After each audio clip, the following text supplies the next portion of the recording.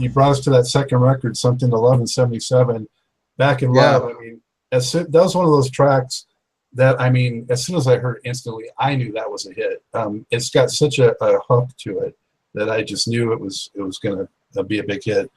I was just getting into DJing myself at that time, and so I was developing that ear. It's like, this is going to definitely get the dance floor going.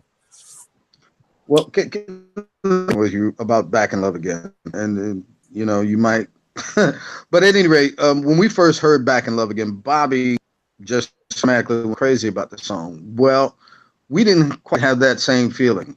I mean, being the type of musicians that we were trying to be sophisticated as we could be, and it was like, well, I'm just gonna be. It was one of the countryest things I'd ever heard before, and I did not like it.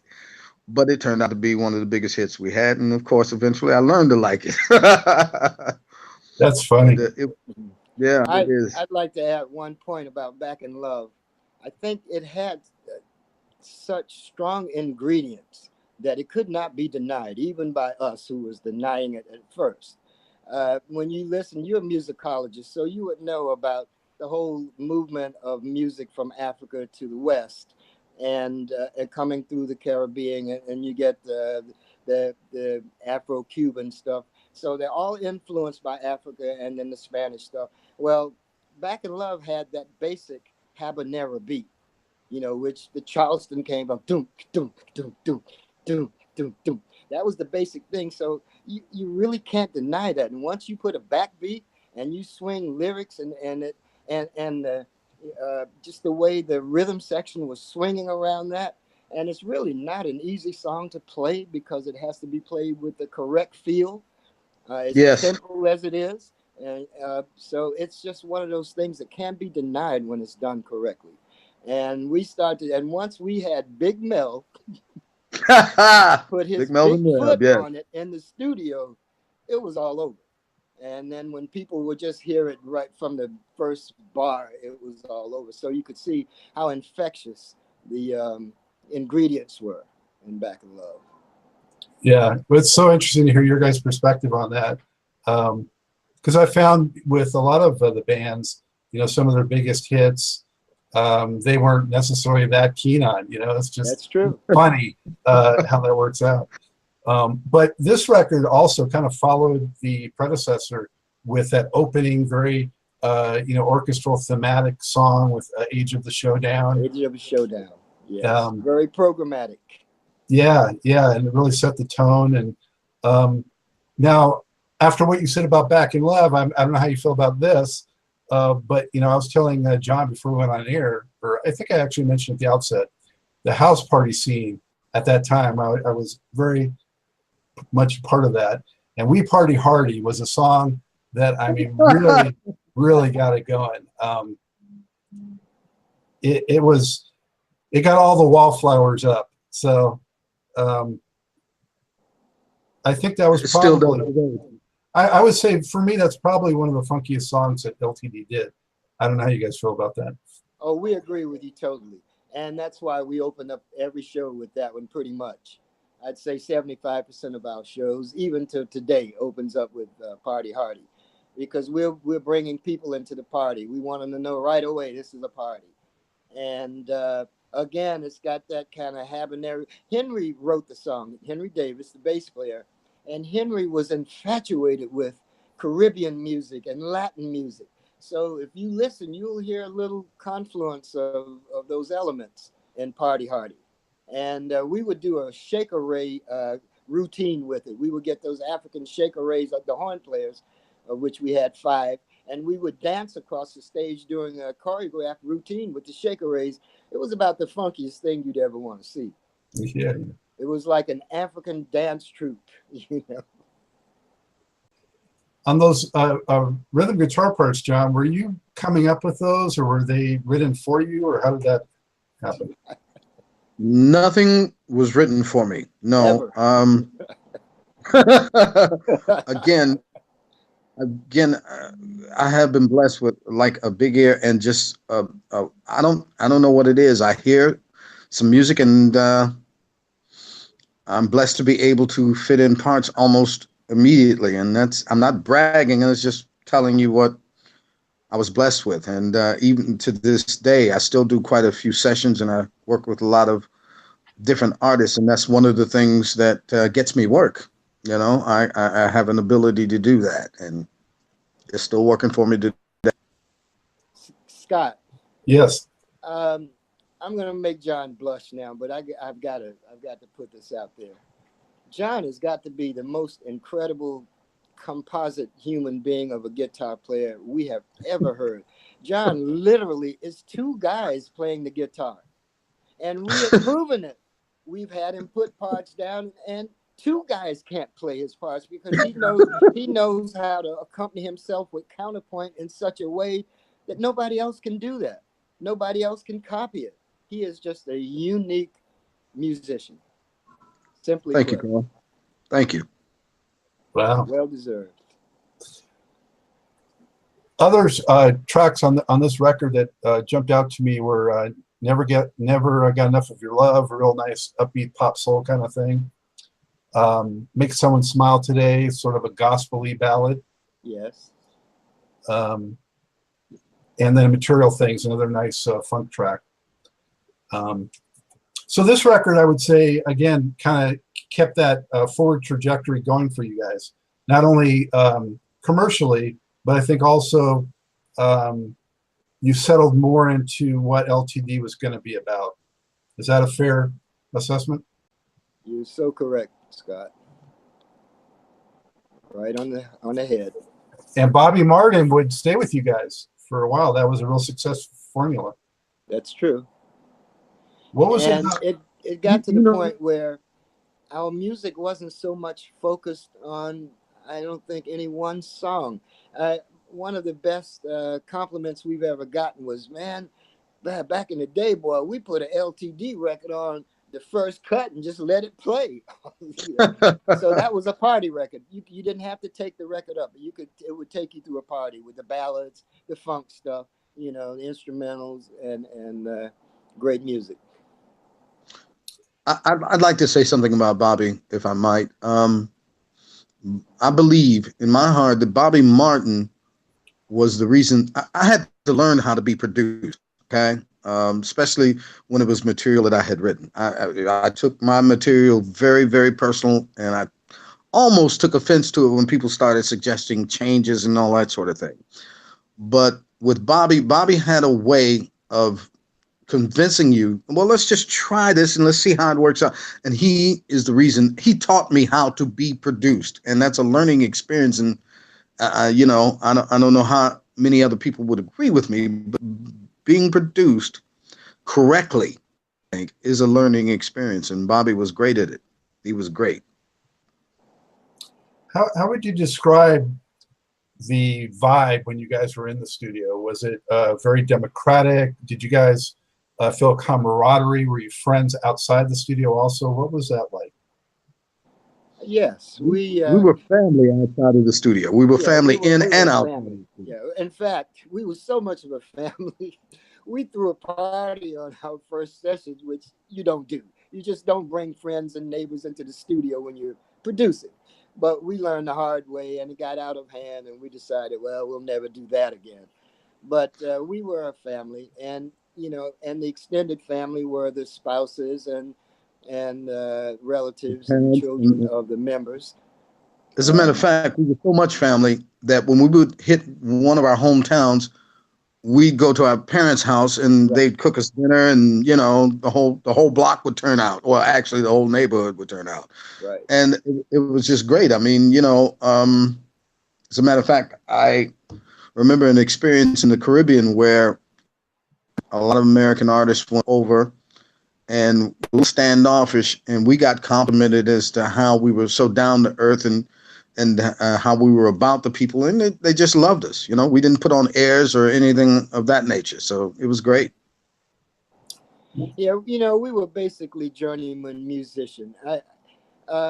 Maybe a couple of us put on the mantle of star or whatever, but you know, we were so much into music that I don't think our heads grew in that way.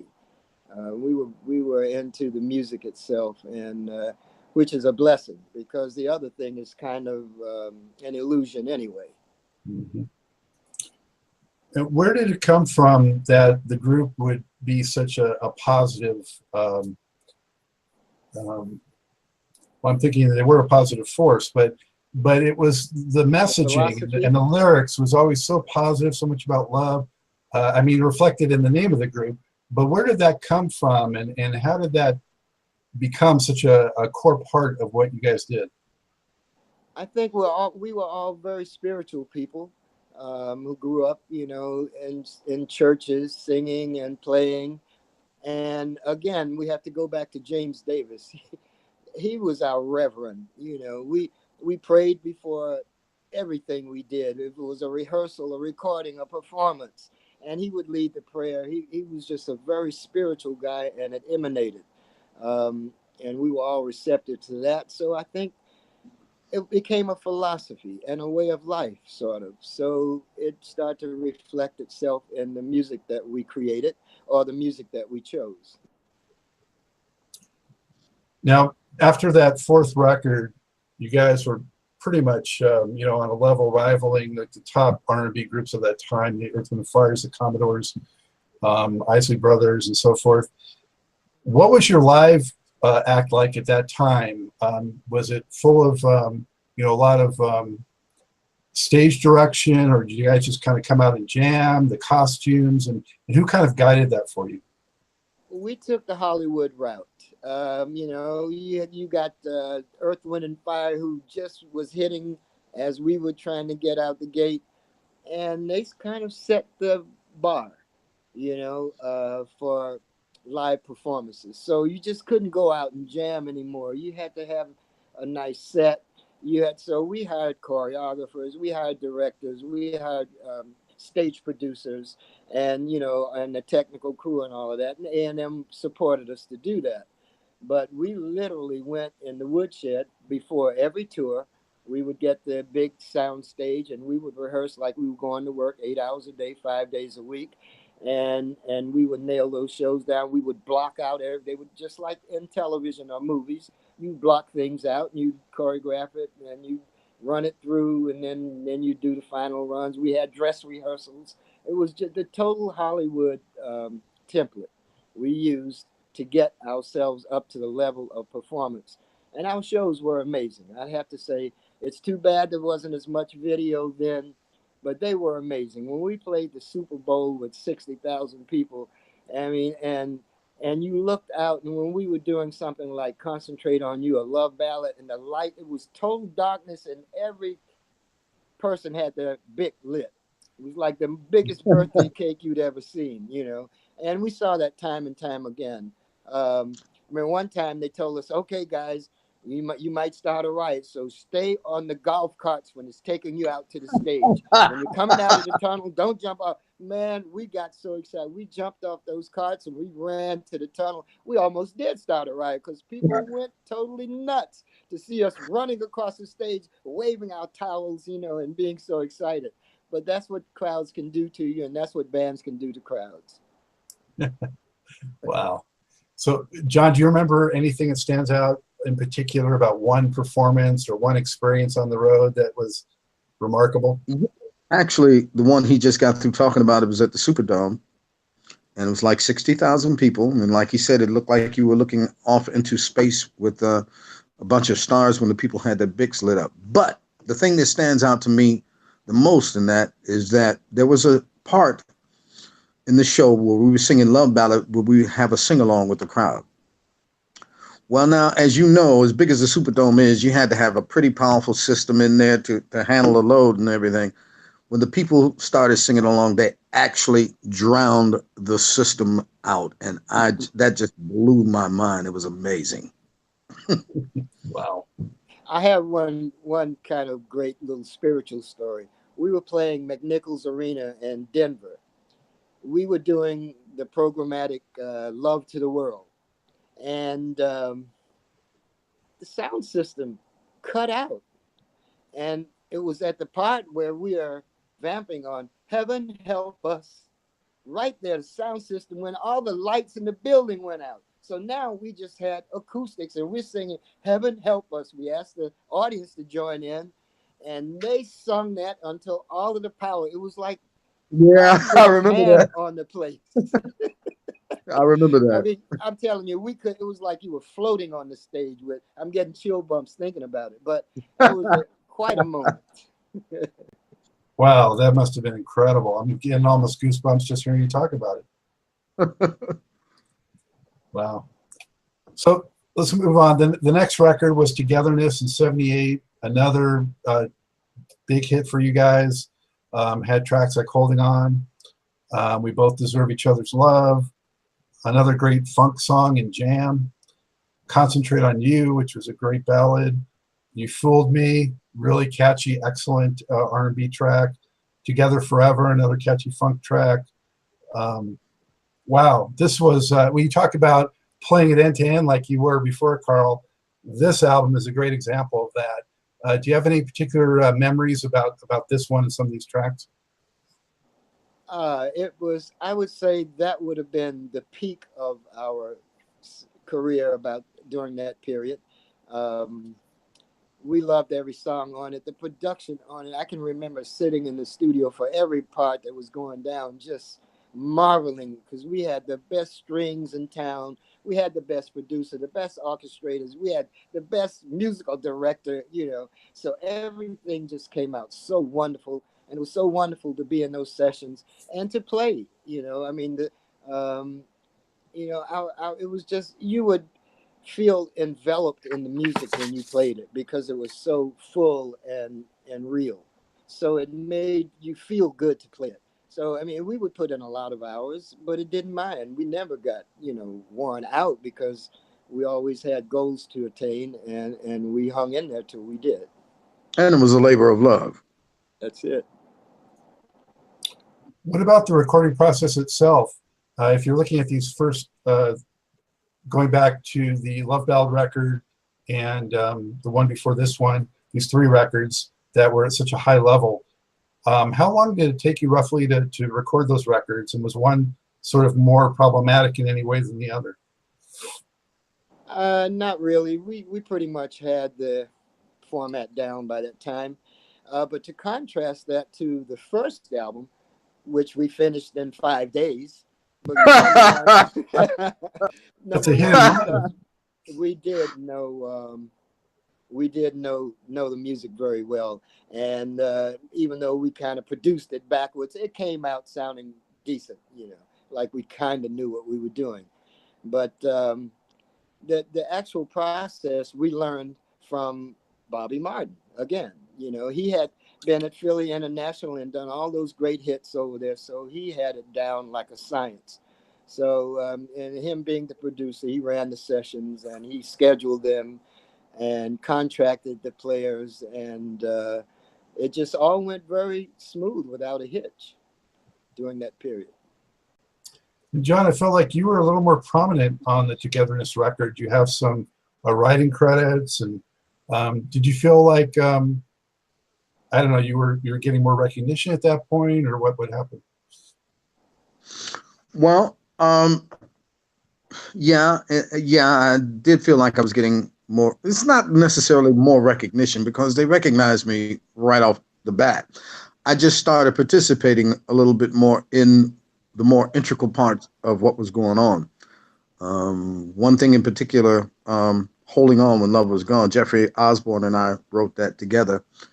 And it's so ironic that we were both going through divorces at the time. And that's how the record the theme of the record came up. And I'll never forget that management at the time was trying to convince me that this record should not go on on the album because it was so unpositive. So he said, quote unquote. I says, well, this is real life. People go through this every day. So, I don't agree with you. And it went on the album, and it turned out to be a pretty integral part of the record. Actually, a live stage show as well. So, I it happened for me, and apparently my bandmates thought so too because they voted for it to go on. So there we are. So did you feel, Carl, like John was kind of came into his own with that record, or was it just same as always? No, John was already into his own long before we knew him. When John was 13, he was into his own. He's one of those kind of individuals and players. He's just a complete player who always was. We were just a great showcase for him, and a wonderful find because of what he brought to the group, creatively, spiritually, performance-wise. It was a great find, but he just needed to be let loose. He just needed to be heard and seen, and felt. And a lot of what John does is actually more felt than heard, and that can't go unspoken because rhythm is, as you know, king. You can play a wrong note, but don't play the wrong rhythm. People are not forgiving. They're not forgiving when you don't play the rhythm right. They'll forgive you for missing a note. Something else I'd like to mention about LTD. It's funny because it was almost like it was meant to be because our careers have intertwined for many, many, many years. We were on the same stages together, on the same shows together with different artists, but we had been knowing and seeing, well, we hadn't necessarily been knowing, but we had been seeing each other for years and years and years. Like when they were with Sam and Dave, I was with the Stair Steps, and we were on plenty of stages or shows together. And it was just amazing because when we finally hooked up in California and we started remembering all of that stuff, it was like, oh, wow, yeah, I remember you. Yeah, I remember you. And it was just great, man. Yeah, I think we were with Sam and Dave. What was that? The Brevard Theater in Brooklyn? Oh, yeah. Yeah. You guys opened up for us. We were with Johnny Taylor at the time, and the Five Stair Steps opened up for Johnny Taylor. Wow. What about TV appearances? Did you guys make many? I'm sure you did Soul Train. And do you remember anything particular about any of those appearances you did on television? Yes, I do. I'd like to forget one of them.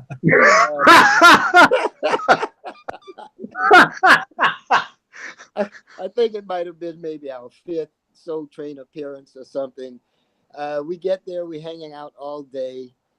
And when it comes time to go on, I'm looking around for my keys to go get my instrument out of the car, and I cannot find them anywhere. Never found the keys till after we had done the show. So I had to end up playing cowbell on Soul Train. And I got the nickname Rudy from the Isley Brothers, of course. He was a singer and he played the cowbell. So they started tickling me, and ribbing me about being Rudy because I had to play the cowbell. And then it was the road manager's kid who had snatched the keys. And when his father asked him if he had seen them, he clammed up and said no, but he threw them into a trash can. Luckily, at the end of the night, we went through everything and found them in the bottom of this trash can. But that was one I'd like to forget. But we did, I think that might have been our 4th or 5th appearance. And, they were always very good. The crowd there was wonderful. We had the hot records and they were always into the group. It was great. Well, we did American Bandstand. Believe we did Midnight Special once, and all the hot concert TV shows at that time. We made the round. So Don Kirshner's rock concert. Yeah. And well, let's see. No, I think it was before. I think I'd done a lot of the talk show stuff, but that was with Sam and Dave. We did a Johnny Carson and all of that stuff. With LTD, it was just the popular shows at the time. In fact, it was the beginning of those shows, if you can remember. Rock Concert, Midnight Special, and then Soul Train. That was kind of the early years of those programs. We did one program called Teen Something. Do you remember? Because there was a young teen star on it. I forget who ended up being a big star, but it was called Teen Time or something like that. No, I remember Solid Gold. That was another one that came on. Yeah, Solid Gold. This was all around the same time. So, guys, Devotion came out 79. another fantastic album. I mean, you guys were on such a hot streak, and I think you had, I had it here. You had a bunch of yeah, 1, 2, 3, 4. So Devotion was your 4th consecutive top 10 R&B album, which is, you know, quite a accomplishment. And the one after, Shine On, also top 10, 5 straight top 10 albums. But Devotion had One on One, Stand Up L.T.D. I'm sure it was a good concert track for you, I'm guessing. Dancing, Singing, and one of my favorite all-time ballads by the group is Stranger. What do you remember about that record? And feel free to call it any of the particular tracks. Stranger was written by Jake Riley, the trombonist. I think really a finely crafted song, and the performance was incredible. I can't say anything but good about it. And, you know, it was probably one of our more neglected songs until we realized, because people would always holler, Stranger, Stranger. Finally, we had to include it in our show. Even now, we will maybe couple it with a ballad, but we can't get through it without doing some of Stranger, because it's a great sing-along. It has a kind of, it has a wider feel than just R&B, to me. I could almost hear a Willie Nelson or somebody like that, you know, doing that song, because it's kind of covers more of a larger genre than just R&B. And as a matter of fact, I think Jake once told me he was thinking country and western when he wrote that song. I felt it had sort of like, for lack of a better term, sort of like a haunting quality. You know? Very haunting because of the sing-along, which is la, la, la, very nursery rhymey, but it just kind of sticks, you know, with a nice, smooth, little, simple melody, which, you know, we had to learn that along the way. We were sophisticated musicians. We tried to make things harder, not easier, but we learned along the way that less is more. And elegance means simplicity. I think in science they call it Occam's razor. It's like the most simple way that you can explain something is the best way to do it, and that's elegance. So we sort of erred on the side of elegance, you know, the more we developed. Dance and Singing, I would say that to me was maybe a little bit of the sign of the times, with a little bit of disco influence coming into the group. Is that something that you were cognizant of? Well, you know, record companies will try to, in a very subtle way, tell you what direction you should go in. And they kept hinting that. And again, Jake Riley came up with that. I think Jake and maybe JD. But to be honest with you, I don't think, now we of course wear the mantle, but at the time we didn't quite like to be called a disco group. And that's where the music was going, with that straight 4 bass on the bass drum beat and at 120. And of course, Dancing and Singing follows that format, because that's what disco was calling for. And we were literally shooting for a disco hit, which my advice to anybody is, don't do that. Don't try it. Absolutely not. Be as honest as you can with your music and just go for it. Put it out there. I agree. The One on One was just a real nice jazzy feel to that one. You know, the Stand Up L.T.D. you mentioned, Earth, Wind & Fire has been mentioned a few times just in our conversation, but it reminded me a little bit of like a Gratitude kind of thing, like they did, just like similar kind of tempo and feel to Gratitude. Is that one that ended up coming out of shows and then you put on record, or Stand Up was just a collaborative effort of the band. We needed one more, and we said, let's do something together.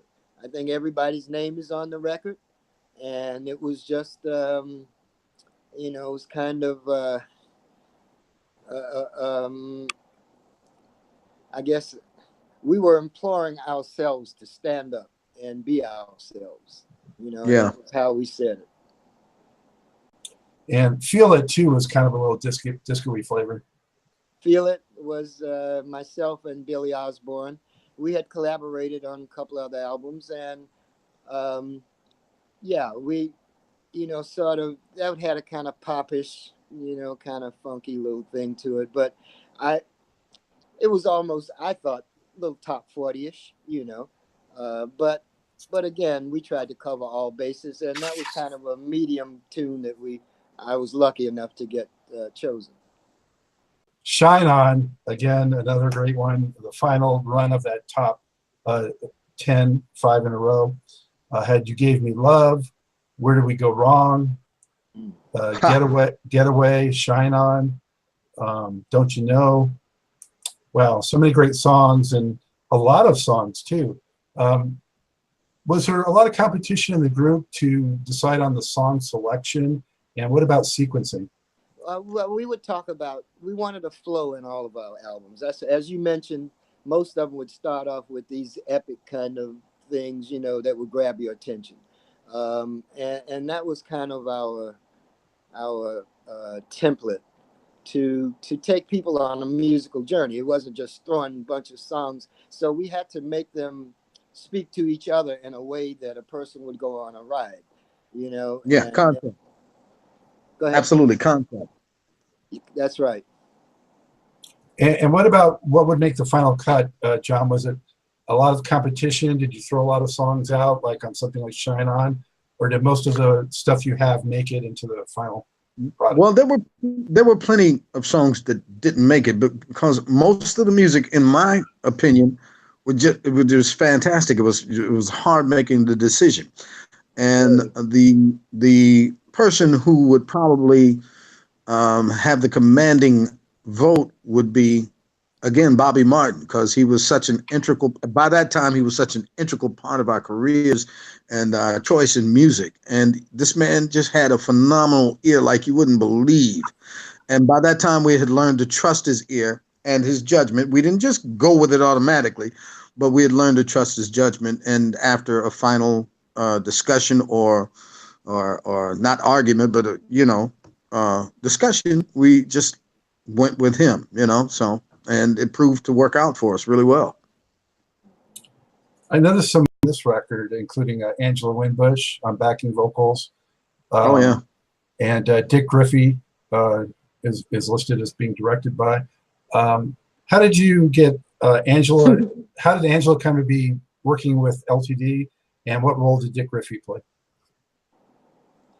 Well, we were a self-contained group, first of all, so we didn't need much from the outside, but we did from time to time, accessorize. And Jeffrey had the type of voice where he could, of course, do all of his leads, and he could do background. He could sing falsetto, and you thought it was a woman. So all we needed for texture was one. We never used more than one female vocalist in the background parts, because we wanted the male texture to be more dominant, and we had Jeffrey, who would do along with Angela, do background parts. So it worked out. We also used Jessica Cleaves on a record. Friends of Distinction. Yeah. Yeah, you remember her. Yeah, you remember her from Earth, Wind and Fire, Friends of Distinction, and Parliament Funkadelic, of course. Absolutely. Actually, I think she just passed recently, unfortunately. She did. Yeah. Any particular tracks on this one that you're especially proud of? Well, you can't not be proud of Shine On. It's just, I think, absolutely. Yeah. A wonderful song. Prolific ballad. Prolific, yes. And there was a song on I Love You. What was that title? I just love this song. I love you in the winter. I love you in the spring. Lovers Everywhere, or Love Is Oh, man, I love it. Yeah, man. It just made me feel so good.